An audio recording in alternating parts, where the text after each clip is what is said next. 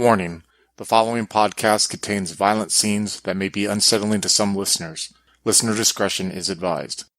Hello, and welcome back to Twin Cities by Night and our third story arc, Dread.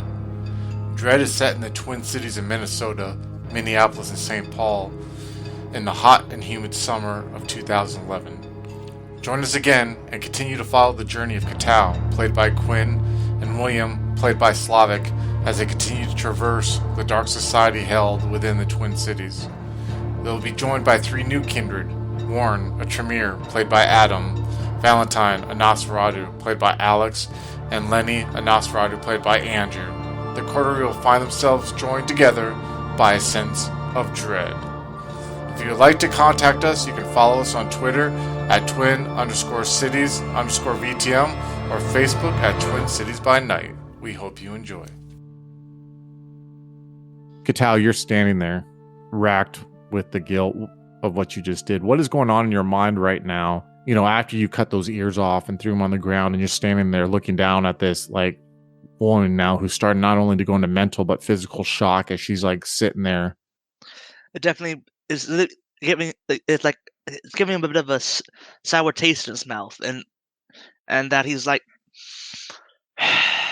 even though he knows he shouldn't really feel anything for these people, it's just like it doesn't really sit well with him that he's doing this. And even though he knows, like, part of him is just like saying, "Yeah, I had to do this because I had to send a message that, you know, don't mess with us, or else bad things will happen." But he's just actually having to do it. It feels bad. That wave of guilt and that, like you said, the feeling of bad overcomes you, or just kind of like goes through you. You kind of realize there's a couple hours left till dawn comes. Like, what you did was a weird, like, finale to this whole night, to a night that you initiated in a way. So now that you concluded with this. Yeah. Just turn to the others and be like, think they'll survive if we just leave them here? That seems unlikely. All right. I can take them for you. Yeah, just dump them off someplace that someone will find them and they'll get them someplace. It's been a long night. Aren't they always? Could say that again. So when you guys leave, how are you guys leaving? Now there's four of you, two cars. I think Lenny implied that he was going to leave on his own with the two people. Yeah. Okay. Yeah. I'll stay behind with them, make a phone call. What about you, the rest of you three? Now, William, you got your car there. Kaetao, you got your car there. Warren, what are you guys going to do about Warren? Warren, do you need a ride? Yes, please. Okay, then. Hop in. And then Kaetao, you're going to drive back to your haven? Yes. Okay. We'll go with Lenny first. Lenny, you see these three slowly walk out, and you're left alone with these two. And there's this uncomfortable tension for them, not for you, as they are going through excruciating pain, but now they're left alone with you. What are you doing? I'm going to call Cole Chosen. Pull out your phone, and you slowly scroll through your numbers, and you find Coach Olson's number. No, he's on speed dial. He's on speed dial, and you hit the combination for speed dial, and you hear it ring, and you know that at this hour he's probably at his house. And you hear groggily the phone, like when a phone is being taken off the receiver and it's kind of rattling around, and you just hear it the receiver being brought, and you just hear, hello. Quick question. I know where we're at, right? Yes, you do. Yep, you're in the Mill District of Minneapolis right now. Yep. But like I have a general idea of like. Oh yeah. This warehouse, this area. Yeah. Okay, so I'm just gonna say that to him, like, Mill District. This warehouse, this is what it looks like. Get there now. Oh, yes. Yeah. Okay. Yes. Yes. Okay. I'll go now. Yes. And you just hear like the phone, like kind of like trying to find its end, and it gets hung up. It's about a 30-minute drive for him. 20 minutes. He speeds because you say, and about 20 minutes later, you can kind of hear the gravel crunching of a car slowly going into the parking lot. Now, are you going to wait in there for him to come out to you, or come into you, or are you going to go out there to him?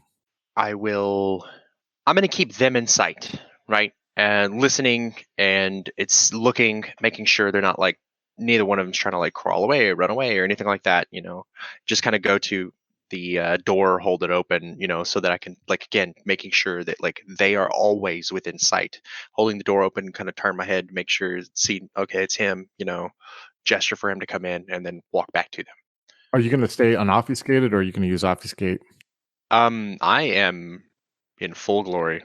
So you see his car roll up. It's like a Lincoln Town car, kind of an older one, like about 10 years old. And you see him get out and he's kind of like disheveled a little bit.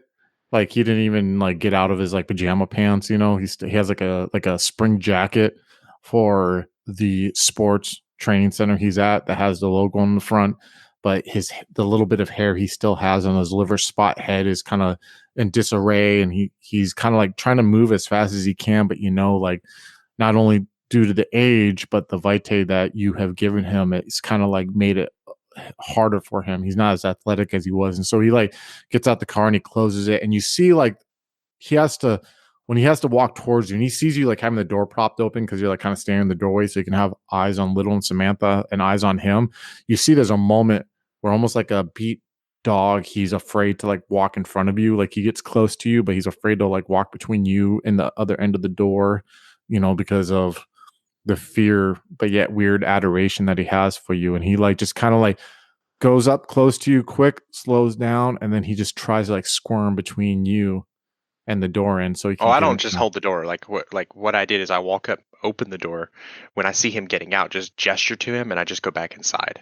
Okay, so then come in and open the door. So then as the door closes behind you, you hear the door open up and you see him walk into the doorway. And there's a moment where he stops and he sees what is in front of him and he looks up at you. And then you see there's a moment where he's thinking about asking you a question and then he just subdues it. Yeah, he subdues it, and like you just see his mouth like snap shut, his dentures click, and then he like just slowly walks in and he is just waiting to be told. He's just like looking at you and looking at these bodies. You see his eyes are kind of like wide right now as he's, and they're conscious, right? They're like almost in shock. You can see they're fucked right now. They're barely, like, you probably wouldn't be able to have a clear conversation with them. Now they're not like out cold, but they are definitely like eyes are slitted, breathing is slow. They're not dead, but they're definitely like in a world of hurt. And if you were to guess, the only thing that's probably keeping them like even where they're at right now is the vitae that whomever or whatever this Bogdan person is gave to them. So, knowing full well that he is stronger than he appears to be because of my own vitae, I'm going to tell him, you're going to help me carry these two to your car, and we're going to drop them off somewhere else in town. And there's just a moment where he like nods slowly and he like walks. And it's a weird sight that you see, because no matter how different you are, especially to your own kind, outward and inward, you're still surrounded by normal reality, right? An old man's an old man.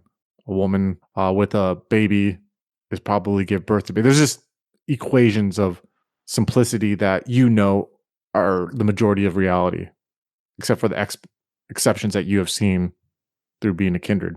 So it was almost like a little shocking when you see like this figure who does have a hard time like kind of like walking a little bit, you know what I mean, make his way to Samantha and effortlessly like lift her up.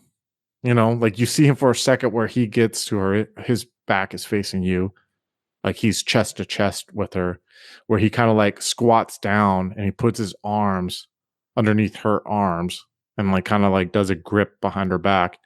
And then he like stands up and almost like easily stands her up, and her like face kind of like is resting on his shoulder, and you can just see her eyes are like kind of like are shuffling a little bit. And then he just see him like drop his arms a little lower, like around her waist, and squat down a little bit more. And then he hikes her up onto his shoulder, almost like how you had both her and Little when you left the apartment complex. I'll walk over, like as he's doing that and lifting her up, and I'll just go over to Little and just like by the waist, just pick him up and sling him over my shoulder, and let's go. As you two walk out of the warehouse and get to his car, he's like, where do you want them? In the back or in the trunk? I want to be able to see him. Stick him in the back. He like slowly like opens the door with his left hand, and you see him like step out of the door's way, and then he kind of in a way like finesses. He doesn't have much as an easy time as you have, but he gets her in the back seat, laying in the back seat. And when you see him do that, you see her eyes closed, but you can see like her chest is rising. So get in. I'm gonna tell him, now let's be nice and just drop him off outside of the hospital. Okay. Yes. And he starts Not the too car. close now. Yeah. He starts the car, and you see like it has one of those shifters that are like on the side of the wheel, and you see his hand like shift it down. When you do it, you look at his hand, you see how like they have liver spots on them, and they're real veiny and old. And you see him like get it in gear, like pull it down, and he like reverses, and then he shifts it forward to drive, and he drives, and there's this silence that is like emitting from him during this drive. Like he doesn't want to talk. He doesn't want to ask a question or anything like that. It's almost like he is treating himself right now like as a outward extension of your will. I'm not gonna engage in conversation until after we like just shove them out of a car near a hospital and leave and just take off. Then I have some things to say. But until then, it's just gonna be this uncomfortable silence. So you guys get to like a block away from Twin Cities Memorial Hospital to where there's like it looks like it might be just like a small, almost like a records building of sorts that's made of like red brick. You can't really make out too much of the details, but it has like this green, like large green lawn that has like a street light that is on the corner there that illuminates it. And he stops, and you see like he takes one of the bodies out. Are you going to help him take the other body out, or are you going to have him do both the bodies? Yeah, I'll help. You both get the bodies out on the grass and lay them there. They're like knocked out at this point. Yeah, they're out by the time. Just like the soothing, like being able to lay down and the drive, and you know what I mean. And then like Yeah. just the damage they have, they've gone unconscious. And he drives off with you in the passenger seat.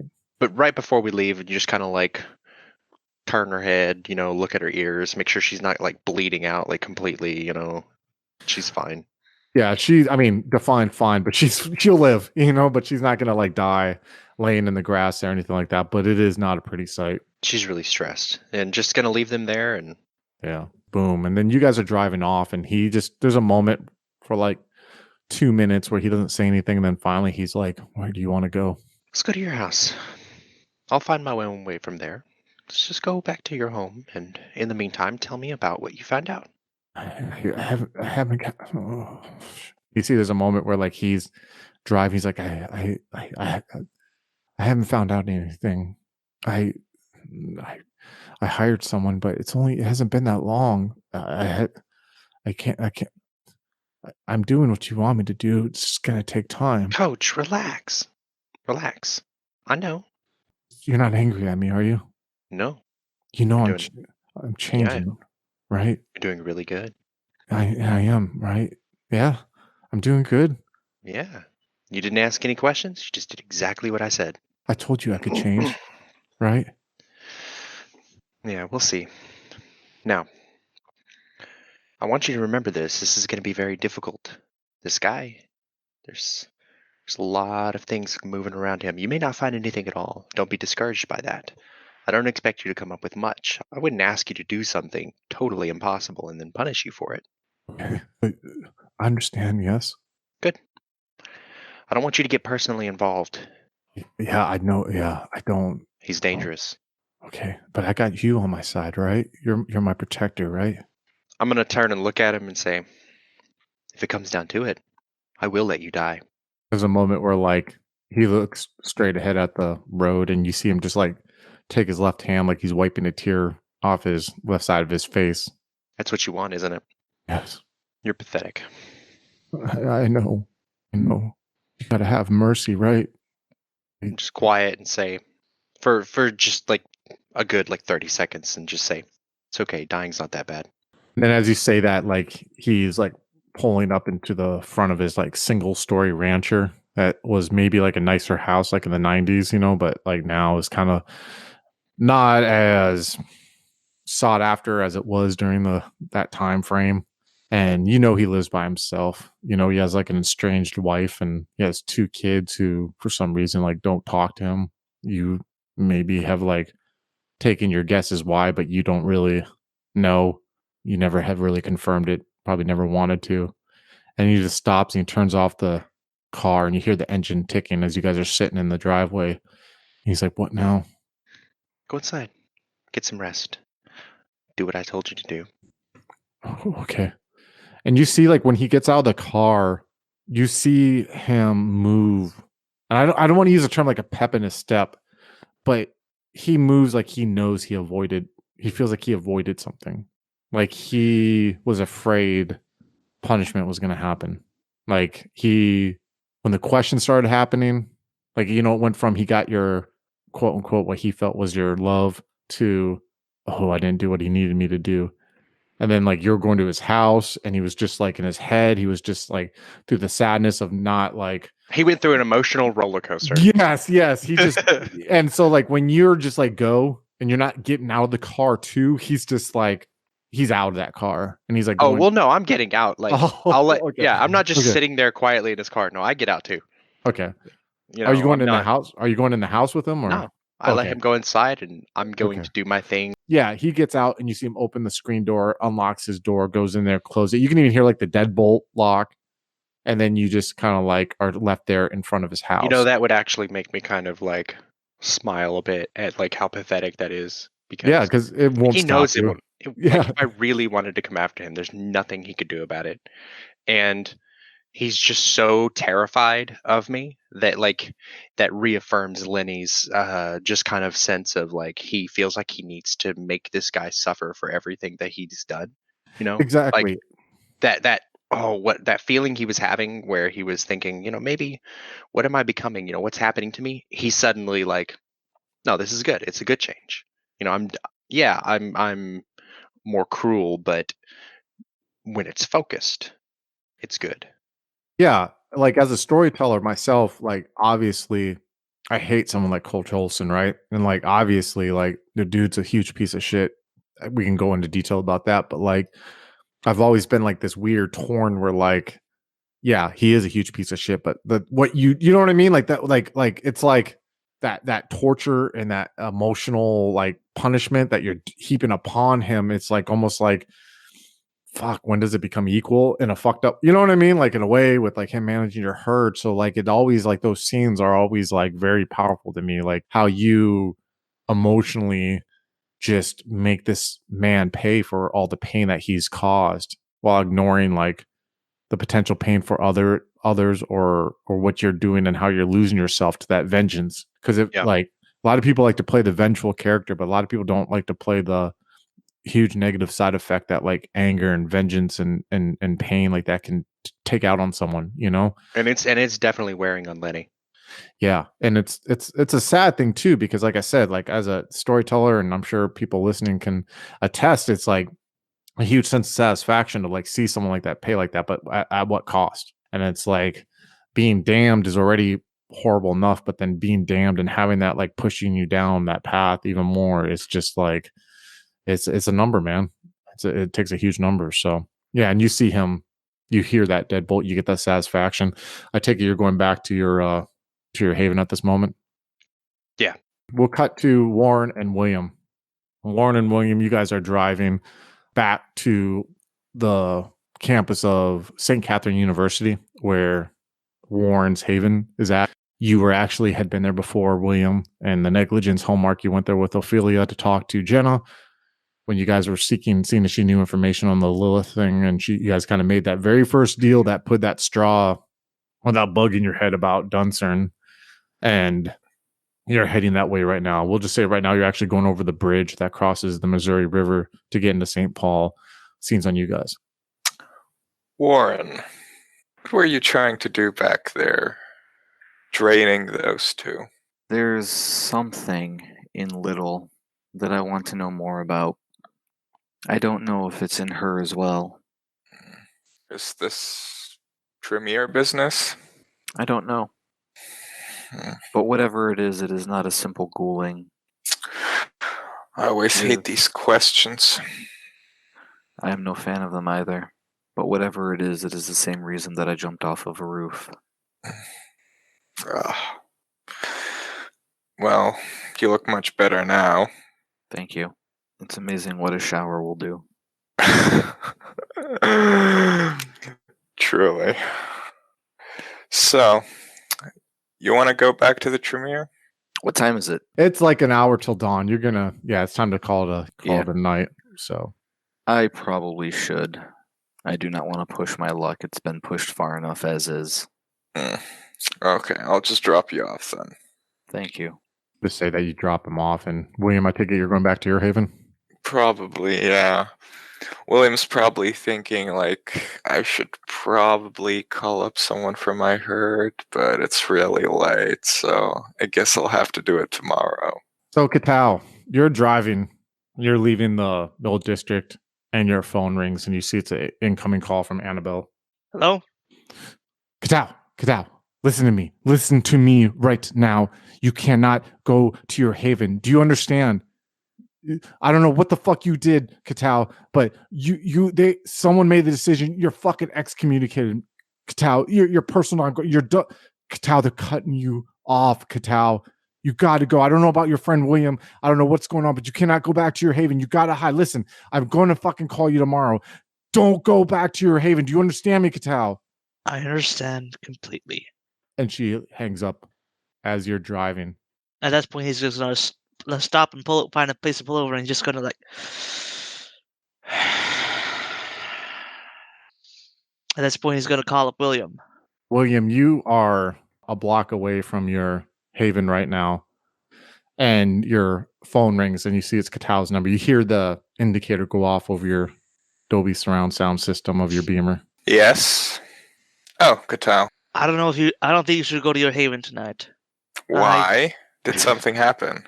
I don't know about you, but I apparently have been excommunicated from our society.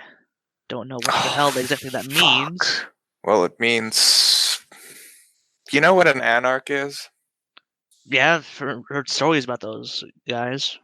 We don't really have them here, but my sire told me about them, and, not to be like them, but it basically means you're not part of the Camarilla, and you just do whatever. And, I don't know. I just call from Annabelle saying, don't go to my haven. And I don't know about you, but I feel like people are making moves against us. You have some place to stay. I'll be able to find some place for the night. You sure? Yeah, the only thing I'm slightly worried about is whether or not I will be able to get my dog back. Oh. All I have left. Well, I'm sure he'll return to you. He is very attached, and, well, he can take care of himself, I'm sure. That's the problem, is I don't know what he's gonna do when he gets hungry enough. Well, let's hope people keep their children locked up at night. Yes, be careful. Just watch your back. I don't know if there's going to be something waiting for you at your place. I don't know what's going on. Like always. Damn it! Just when we make headway, something like this happens. Yes, this vexes me. Well, tomorrow we're gonna have to see what we can do about this. Yes, I wish fucking David. Why did he have to be so stupid? Wish I had a daylight agent right now. All right, I'll hopefully talk to you tomorrow then. Yes. And he's gonna hang up and he's gonna look around and just so guess it's finally time to use that plan B I always had backed up. And so he's going to find like a nice secluded place. And he's gonna What secluded place? What type of place are you looking for? Talk to me. I guess I'm gonna try and go near the outskirts of town, just because he doesn't want to stay near where he knows he doesn't want to go near any densely populated areas in case they send people out to looking for him. Do you have survival by chance? I do. All right. So give me a perception and survival difficulty 7. All right. I have 3 successes. So you are driving your Corolla and you realize like, okay, you are about like a mile from your haven, which is in like the south side of Minneapolis. And you realize that like it is about 15 minutes, 20 minutes to the outskirts of Minneapolis to where, where you would feel more comfortable. And there's a moment where like you're on this highway and you're gripping your steering wheel and you're kind of like trying to speed over and you realize like, fuck, if I get stopped by a cop, and you're like looking at the dash clock on your dashboard right now and it's like 5:10 in the morning, and you're kind of like looking at it and you realize like you're trying to do the math in your head and you're just like thinking, why didn't I ever pay attention to like, when the sun comes up, like, why do I know this more? And you're kind of like seeing at the edge of the horizon of of the skyline of Minneapolis on the left while you are driving on this highway is like starting to turn purple. And it's like starting to like bring up this like little fear that is in you. It's almost like you're driving, you're speeding, you're going like 90 miles per hour, which is the fastest your car can go. You're trying to pass cars, and the whole time you're looking out towards where the sunrise is happening, towards the left, and you see an exit and you realize like the exit is for like a rest stop park, public park area, and you just, as like one last ditch attempt, you just like spin your wheel and you cut some car off who honks at you, and you're going off on the exit and you're like speeding down the exit, and you see like this rest stop, like this building that has bathrooms for both male and females there, and you're coming around and you pull into the parking lot and you get out of the parking lot and you go and you look in like one of the bathrooms and you realize that like fuck, this isn't like secure enough, like light's still getting in here, and you run out of the male bathroom, you run in the female one, you're like smelling like how those restrooms aren't that clean, and you're just getting hit with all the smell, and you're looking in and you're seeing the graffiti, like shit, and you're like going around and you run around the building, this like rest stop building, you're looking out like at the park trying to see if there's anything there, and you see like this one shed that's like 100 yards off, and so like you fucking book to like this run across the grass, and you're starting to feel like this itchiness on you, like on the back of your neck, like almost like a irritation, and you're like desperately trying to get there, and you actually like, as you're running this 100 yards, you hear like birds chirping, and you realize that there's like, that's a sound that you haven't like heard in a long time, and you're hearing it now. But instead of it being like this warm feeling that it used to give you when you'd hear birds chirp when you're alive, it's the call of angels. It's the flutter of the death's wings that are following you right now. And as you get to the shed, you go and you grab and you pop like 2 blood points, and you just like pop this handle, pop the door open, and you go into the shed, and you see there's no windows in the shed, but there's like light that could come from underneath it. And you're looking around and you see like this lawnmower, and you see bags of grass seed, and you see like the stack of old army blankets there. And there's a moment where you just grab the blankets and you like move the grass seed, and you just like dive behind it, and you just like wrap yourself up, almost like you're like trying to just like not let any ounce of even your shoes be exposed, and you're just taking these blankets and you're tucking them in, and you just turn and you're praying, and there's a second and everything's black and you lose consciousness. What would you like to do? I'll call up Ellsworth. Oh, you get an answer and you're like, William, man, you been up all night partying? What the fuck? What's up? I have unfortunate news, and I am in need of your help. What do you need, man? What do you need? Remember our talk when we talked about people who care about the city and those who don't? Yeah. Well, some of the people who don't and who are tied into those companies we talked about, they've made their move. And unfortunately, my own place isn't currently safe. Do you mind if I would meet you at your, mansion? I mean, I got a penthouse in the tower. You want to come to the tower? I mean, you can crash at the tower. I can give you one of the guest suites if you like, man. I would prefer a personal rendezvous, if possible. Yeah, come on by, and we can talk, William. We can talk. Very well. I'll be there shortly. Like 15 minutes. You're getting there. We'll say it's about like an hour till or 45 minutes till dawn. It's getting close. And you go up to the front of the Ellsworth Towers. Like I said before, it's like this tall, like it's regal. Like I said, it's like cut from the vein of the city. It's like a vein of its own, it's almost like a node. Now I'm not using node like any kind of like werewolf or whatever way, but it's like something that definitely is part of the city and the city is part of it. And you pull up in the front and there's this chauffeur person, of course, almost similar to yours, but the Ellsworth Tower is the Ellsworth Tower, And like he gets out and he's like, sir, I was expecting you. I could take the keys to your car if you'd like. I sort of throw in the keys. Thank you. And as you like walk forward and like there's like a valet person who like opens the glass door and you go into there, and then there's another one and you go in and you come into this lobby. And as you come into the lobby, you see like on the left, there's like this, like a man-made like indoor waterfall that kind of like is cascading down it.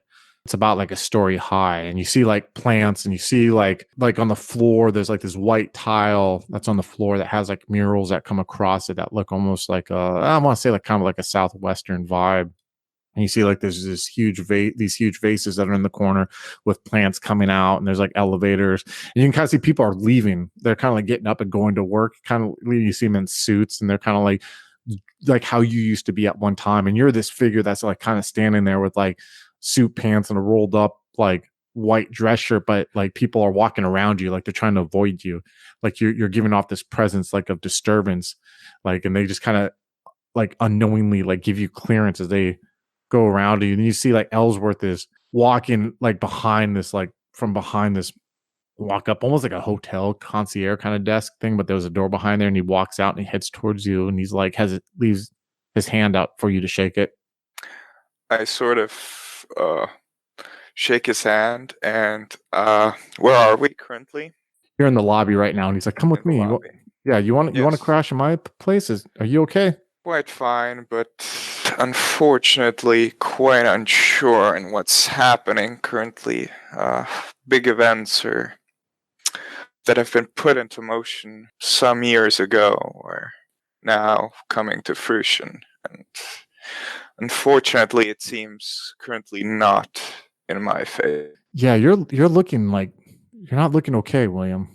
And you know, like with you being low on blood and your humanity, that's what he's kind of, and then like the sun on edge a little bit. He's like, "Do you want me to have someone make breakfast? I can have breakfast brought up." No, it's fine. It's just lack of sunlight. Okay. Do you want to talk now? We can go up there and yes, let's go up there. All right. Yeah. Come with me. And he like kind of walks behind the desk and kind of like leading you to like motioning you to follow. And you see like when he goes to the door behind the desk, you see there's like a private elevator there, and he kind of like swipes a card that he has from his wallet there, and it opens up, and he's like, come on in, man. And he like walks in there and he hits the button. You're starting to feel lethargic a little bit while he's doing that, and he looks at you. He's like, "Man, you okay?" And he hits this button, and you hear it like riding up. You're looking like you had too much tonight, man. Too little is what I would say, but. And then as like it goes up, you see like the door open, ding, and it opens up, and then you kind of like are in this like area in front of like a nice like wooden door, and you see him kind of like it has like a badge reader enter thing, like a hotel room kind of. But you like see him slide it in, and then he opens up and he goes in there, and you're just like walk into this area that's just like it's amazing. His living room, you see like this like huge like 70-inch TV that's on the wall, and you see like has this surround sound system, and there's like 4 black leather couches, and you see like the floor has like this gray rug on there, and you see like these expensive paintings that are on the wall, and you see like there's like plants that are in the corners, and you see like there's end tables that look like they were like handcrafted rather than like produced, and you see like, and you're just seeing that from the living room as he walks in. He's like, "Go ahead and sit down, I'm gonna go make some coffee." And you see him like, I'm sick. It's fine. I sort of put my hands on his shoulders, and William says, "You've been a true friend to me, Artie. And it's unfortunate that it has to be this way. However, there's very few people that I can trust, and you're one of them." And William sort of reaches out and bites him. As you say, "You're one of them," and you reach towards to bite him, you start hearing in your ears the waves crashing. And you see your hand reach out to him. And it's almost like you're getting hit by it's almost like you're underwater, for lack of a term. And I don't mean to correlate that to like the waves crashing, but you see your hand going forward. And there's a moment where you see him turn around and he looks at you and you have eye contact with him. And you just feel like you hear this loudness ringing in your ears. At first, it sounds like static, like a TV that was left on after the station closed. Just a and soon, like when you hear that sound, it starts being replaced. You start hearing and you hear this insectile buzzing that like soon like cascades upon you.